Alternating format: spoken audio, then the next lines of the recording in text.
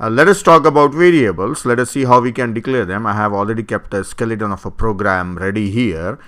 I will declare some variable. Let us say I want to say integer x. Okay, this is valid. Integer x1. This is also valid. Integer 1x.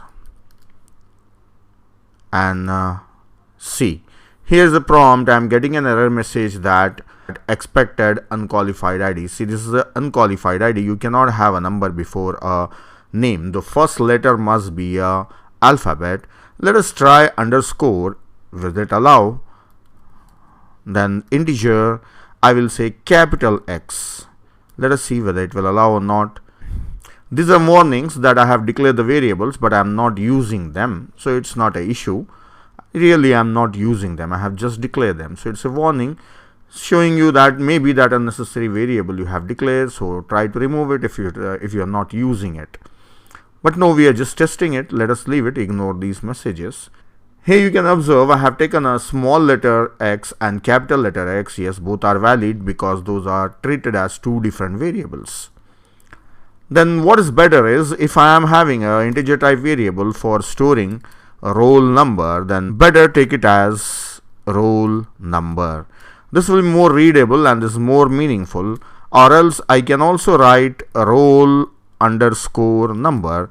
This was the method used in C language, but in C++ we follow camel notations. That is, we make the first letter of every alphabet as capital. So this is how we can have valid names of the variables. Let me try one more thing. Integer if. Can I take a keyword? If is also a keyword in C++ programming, but I cannot use it as a variable name. Again, it is expected unqualified ID. So this is unqualified ID. So you cannot use keywords as variable names. Can I use the class name that is available in C++ int string? Yes, I can use it because that is not a part of compiler. It's a library class available. So it means I want to use that name. Yes, you can use it.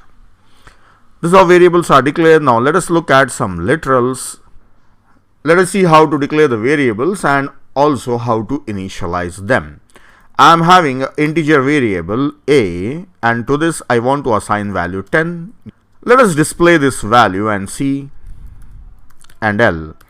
Yes, I can assign the value like this. Let me run the program and see I have assigned the value 10 there. Yeah, 10 is displayed here. This is a integer literal. I will write 0 in the beginning, so this becomes an octal literal. Let us try to print and see what is the output. See, in the decimal form it is 8. If you convert this octal number into decimal, the result is 8. Okay, I will use 0x and 10. So this will be a hexadecimal constant. Let us run and see. 10 is 16 in hexadecimal form. So yes, so that's how we can initialize any type of literals. These are all different integer literals. Now, can I assign value 10 like this? Let us see the method. Yes, we can initialize a variable by using brackets.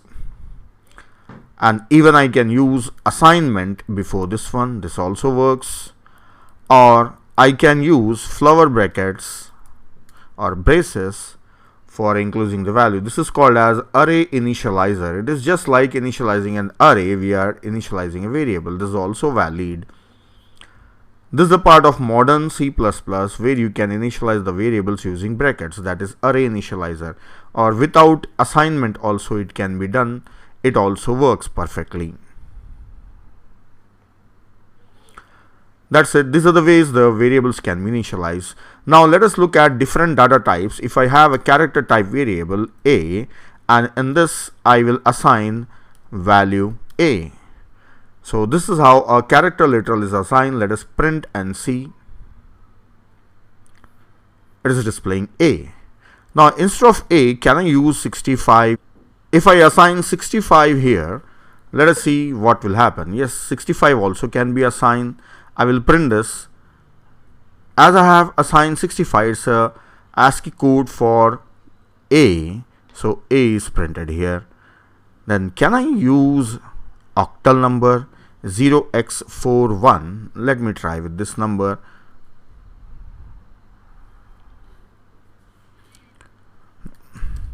Can I use hexadecimal number? Let us try this one. 41, this is the hexadecimal code for 65. Yeah, again it is A. Now to this character, can I assign a float value? Let us see what happens. 12.5, character 12.5. Yes, this is working. And it is trying to display a character, so there is no valid character for the value 12, so it's not appearing, not showing anything. It will truncate this 0.5 and take just 12. I will try to give 65 and see what happens.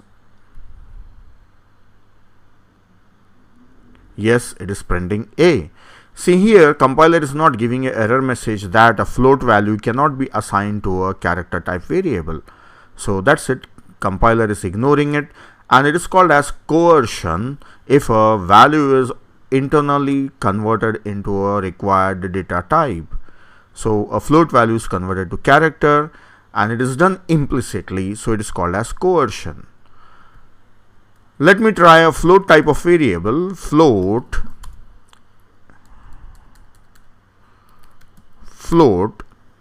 A, and to this I will assign the value 123.56. Yes, I can use this value. It's working.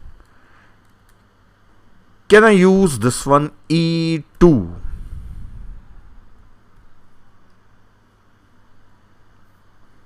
Yes, into 100 it has done, because 2 is 10 square, that is 100, it is working. So E minus 2. Yes, it's working, divided by 100, that is 1.23. So even using scientific notation, we can mention float values. It's better you write F here to show that it's a float constant. So that's it. These are the basic things, how a variable can be declared and how we can assign some constants to them. Let us try a string type of value, string type of literals. When we have a string type literal, we have to mention the value in double quotes. So I am giving a message, hello. Let us try this. Yeah, it's working. See, string is not a primitive data type, but there is a class available in standard namespace, so we can use this as a object. So we can create objects and use it. That's it about the variables and their literals. You can try it out on your machine and see. You can play around with these values. So this will give you some good idea about the data types and how we can assign the values. Spend some time practicing this.